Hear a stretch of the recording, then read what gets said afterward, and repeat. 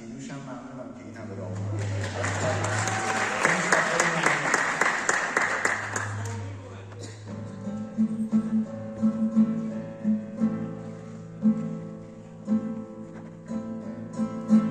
از خون دل نوشتم نزدیک دوستانم انی رأیت دهرا من هجرک القیامة آرم من از فراقش در دیده زد علامة لیست دموع عینی آزالا العلامة عاشق شوهر من روزی کار جهان سرایم ناخوانده نقش مقصود از کارگاه هستی هرچند و گذمودم از وی نبود سودم من جرب المجرب علت به ندام گفتم ملامت آید گر گرد دوست گردم والله ما رأینا حبا بلا ملامة عاشق شوهر نه روزی کار جهان سرایم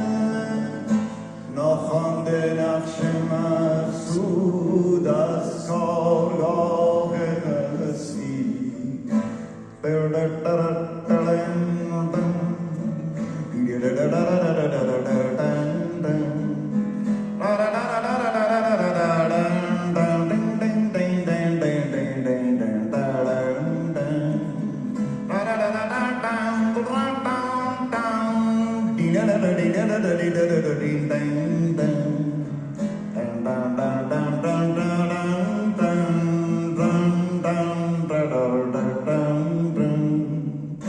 پرسیدم از طبیبی احوال دوست گفتا پرسیدم از طبیبی احوال دوست گفتا فی بعدها عذاب فی قربها السلام فی بعدها عذاب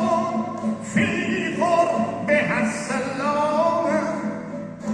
حافظ شد طالبانم جانی به جان شیرین حتی یذوق منه کأسا من الکرامة عاشق شوهر روزی کار جهان سرایم